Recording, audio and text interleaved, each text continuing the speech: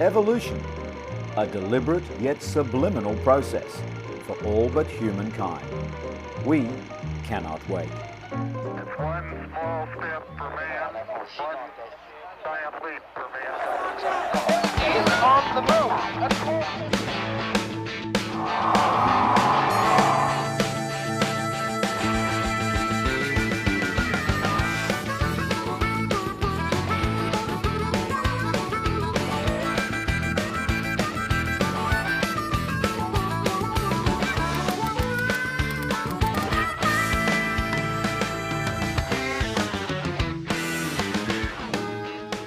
Coming right up, Manchester United is one of the world's most famous football clubs with a global following. It was the first soccer club to launch its own television station, MUTV, which will soon be available in over 80 countries. In 2001, the newest Aston Martin was making quite a stir. We take you on a tour of historic Wimbledon. And in 1783, two brothers flew across the roofs of Paris in a balloon. In 1934, balloon flight had become far more sophisticated due to this man, Professor Jean Piccard, who developed the pyrotechnics that are deployed in space applications to this day. This man, his wife, and his brother were, in every sense of the word, trailblazers. People like you, who every day are contributing to and making history.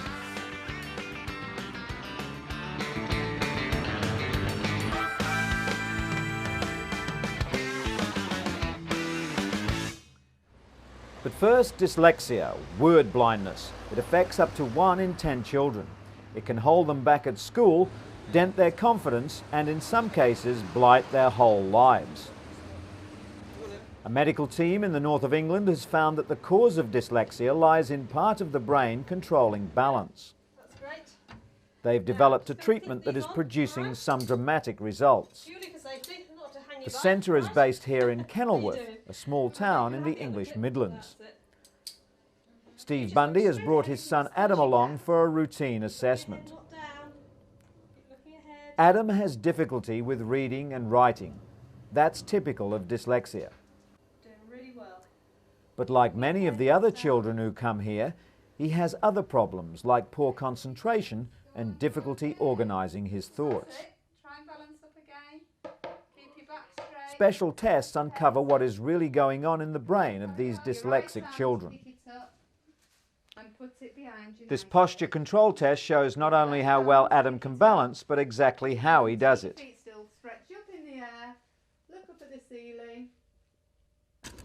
Adam now ventures out on his scooter rather than playing computer games alone in his bedroom.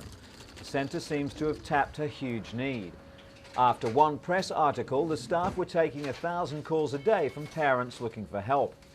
It's the brainchild of businessman Winford Dorr, who was determined to do something for dyslexic children after seeing his own daughter suffer for years.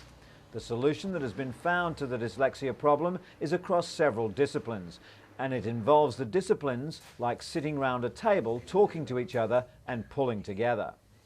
Lauren Edwards had problems with her balance and couldn't ride a bike. She also has difficulty reading, something that often leads to dyslexic children being wrongly classified as unintelligent. Fear of stigmatisation meant Lauren's school failed to acknowledge her dyslexia. Lauren's older brother, Alex, also had dyslexic symptoms. He says things have got a lot better in just a few weeks of doing these balance exercises. It would appear to be too much of a coincidence to suggest that Alex and his sister are just growing and learning new skills, irrespective of the set exercises. To be sure that the exercise therapy pioneered at the centre is really beneficial needs independent academic research. At Exeter University, Professor of Education David Reynolds has seen other treatments purporting to solve the problem. The field of dyslexia, he says, is prone to fads. Professor Reynolds is organising a clinical trial using large numbers of local school children to assess this therapy. The centre claims that out of more than 300 children seen so far, 97% have benefited from the therapy. Rachel Smith, the Director of Clinical Assessment, says that academically their grades have almost invariably improved. Why children develop dyslexia is not clear. Meanwhile, this centre is giving worried parents a practical and effective route out of the problem. Keep up the good work, won't you?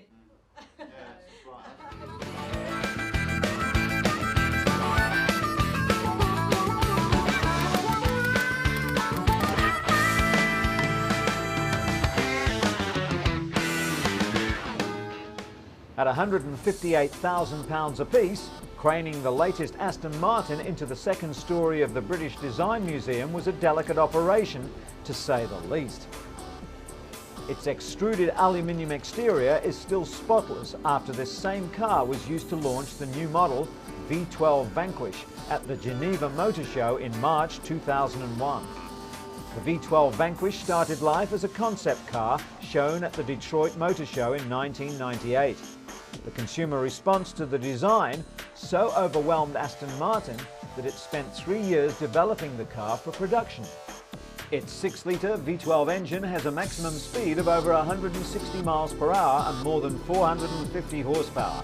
It accelerates to 60 miles per hour in less than 4.5 seconds, changing gear with Formula One style paddles.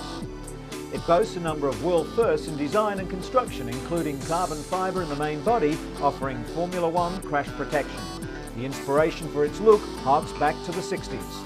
The V12 Vanquish was sold out until the beginning of 2003.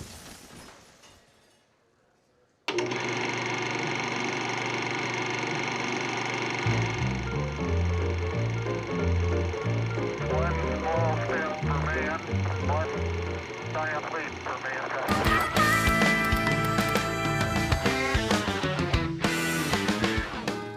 The mowers are out in force. The grass is cut crossways, lengthways and diagonally. They comb it, they put sand in it, they fertilise it. Wimbledon. What a wealth of history has been played out on its pampered grass courts. 500,000 or so visitors flood through the gates as the best players in the world compete for the coveted Wimbledon trophies. For those not able to attend Wimbledon fortnight though, all is not lost. The club's museum has launched a guided tour that provides visitors with an authentic Wimbledon experience. The museum is one of the best collections in the world, ranging from antique clothes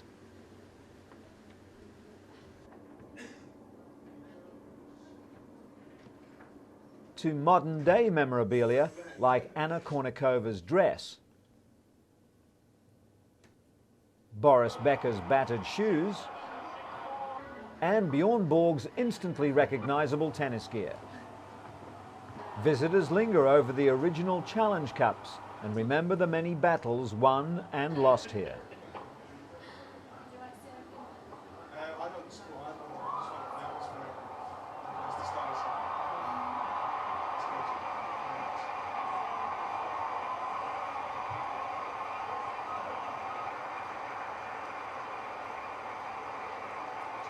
Now though, you can view the hallowed turf of Centre Court from the international box or take a seat here, and in other prohibited areas like number 1 court, the BBC studio, the picnic terrace and water gardens. But for now, the workmen and mowers are taking centre stage. Those who can't make the championships can at least get a feel for what is the most celebrated, the most coveted Grand Slam tournament and quintessentially English tennis tournament in the world.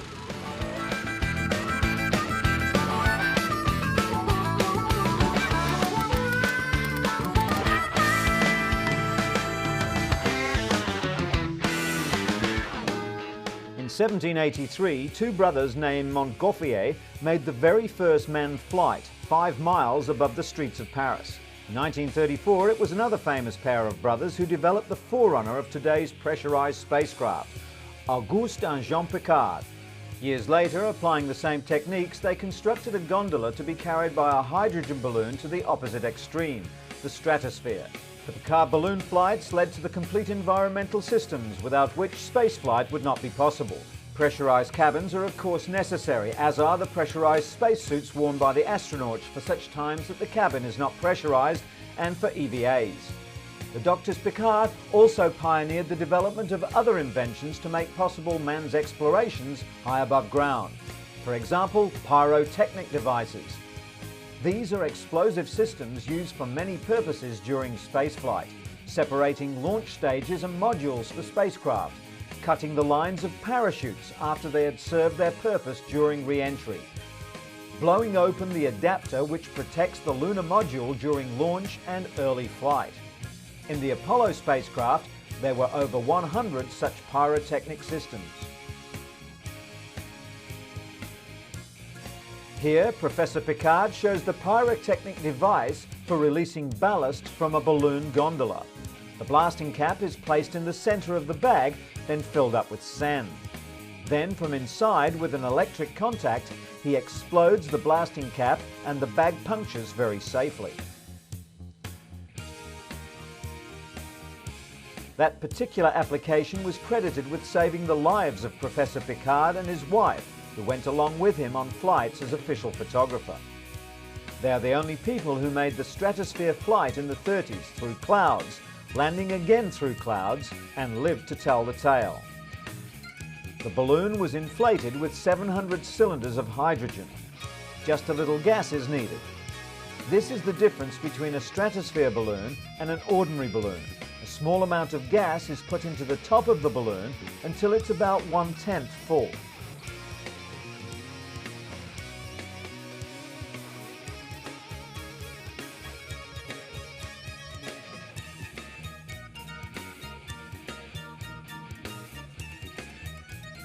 Now the balloon is fully inflated.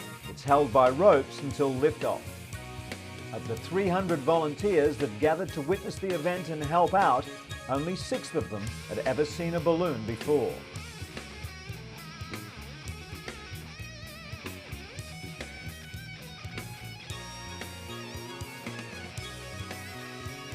When the famous balloonist Ed Hill signaled, all the men went forward a given amount so that the balloon went up evenly on all sides.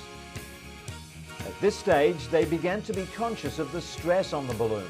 The lower part was turned up inside, and it was an ethereal sight that presented itself on the chilly morning.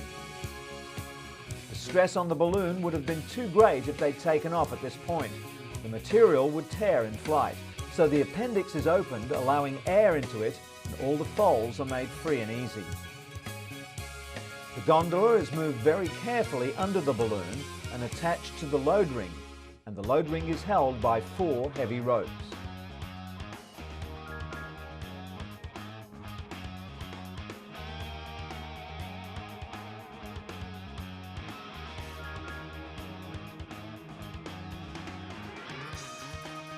The white bags above the gondola holding the ropes to the balloon will be severed using lengths of TNT.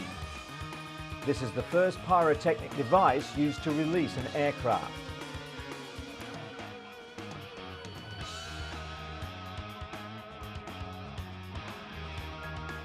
Professor Piccard's 2 sons, Paul and Donald, are in the foreground. Takeoff is at 6:58 a.m. at Dearborn, Michigan. Professor Piccard is inside and his wife is atop the gondola watching for the signal from Ed Hill to know when to cut the 4 ropes. They weigh off, taking out a little ballast until they're just light enough. Now the ropes angle a little to the side. The balloon is being blown by the wind, and as they cut the ropes with the pyrotechnics, the gondola arcs back towards the crowd.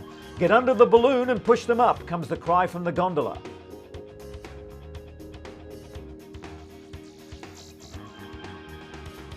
The top of the picture shows that the balloon is free of strain so that there's no stress on the material. The top of the gondola is painted white and the bottom black to control the temperature. The outside temperature is freezing while it's a comfortable 67 degrees Fahrenheit inside the gondola.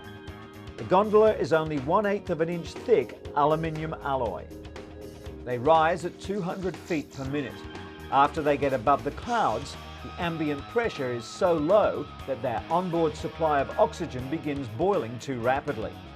They close the doors to hermetically seal the gondola.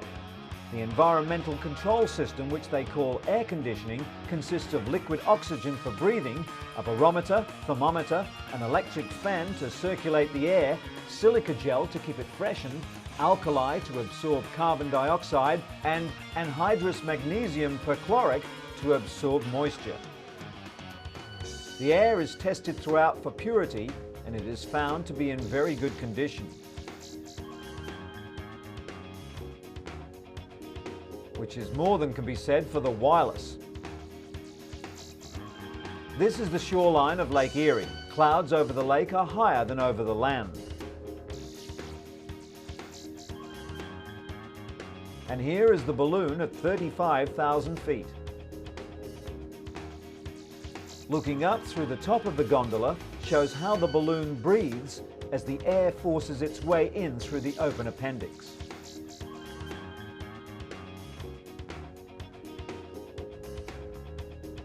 There's no gas present at this time as the descent begins. So they land ostensibly as a hot air balloon.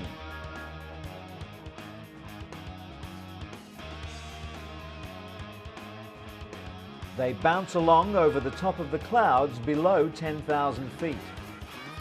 They listen. The hatch is open. Finally, they land in some trees after dropping 800 pounds of ballast. The balloon was punctured by the trees. Trailblazers.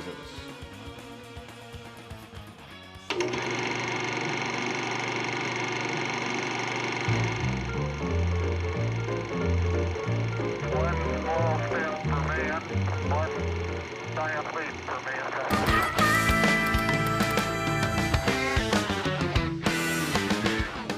They call it the Theatre of Dreams. Old Trafford Stadium on the outskirts of Manchester. For 90 years, the home of what has now become one of the world's richest football clubs. Sir Matt Busby was manager in 1968 when Manchester United became the first English club to take the European Cup. In those days, it was the likes of Bobby Charlton, George Best and Dennis Law that the crowds flocked to see here. Today, it's not only the faces on the red mugs and keyrings sold in the stadium shop that have changed.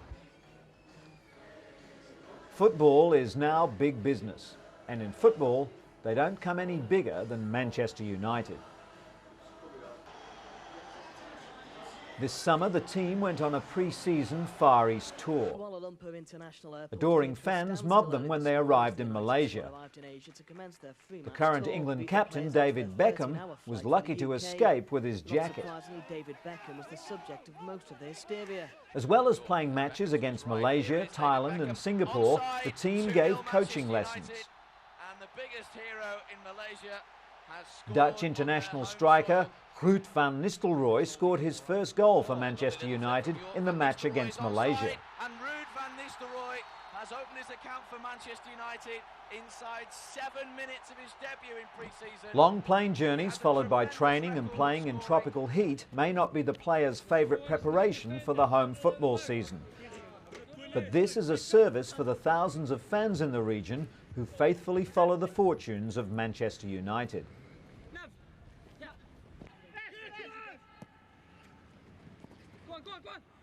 And for the other Manchester United fans who can't make the trip to England, the club has its own television service.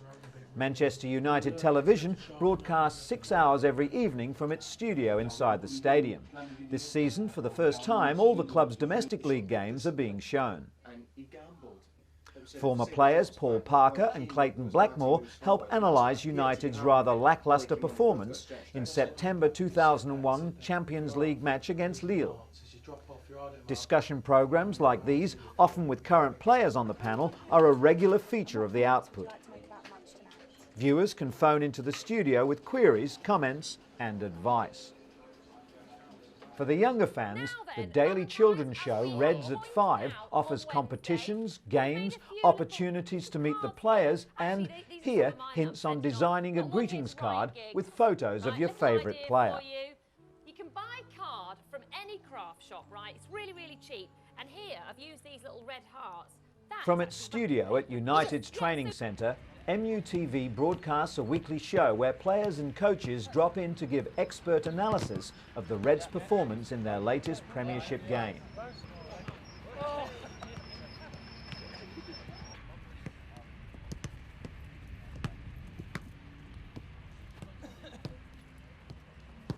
Exclusive interviews with the top players are a regular feature of the output.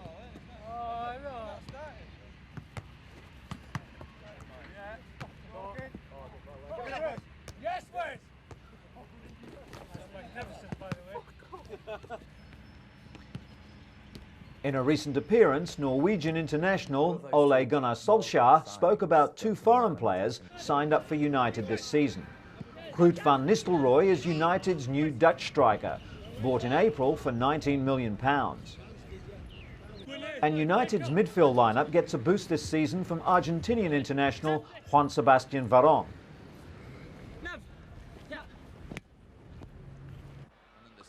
Van Nistelrooy showed his hunger for goal scoring throughout the Asian tour. MUTV cameras gave viewers access to the action on the pitch and to the thoughts of players and managers off it. MUTV will be carrying all United's domestic league games, though rights to European games are yet to be negotiated. And the service will shortly be seen in 80 countries. This goes in. It is Beckham, deflected. There is the cheer, and there is the smile from David Beckham. Not a trademark free kick. He needed the help of a deflection, but he scored for the second successive match on tour. Manchester bookshops rarely see cues like this, but when George Best makes an appearance, the fans still come flocking. The Manchester United star of the 1960s, now recovering from alcoholism, was signing copies of his autobiography. The adulation is an indication of the lingering star appeal of those who have made their name at Old Trafford. The 60 staff that run the station are mostly young and fired by an inexhaustible enthusiasm for everything associated with the Reds. But it's not all glamorous foreign trips and exciting goal action for the MUTV film crews. A constant part of their work is following today's players around Greater Manchester when they're called upon to open hotels and perform other civic duties. With other top clubs like AC Milan and Real Madrid already following suit, it looks like Manchester United's idea of club TV is about to take off throughout Europe.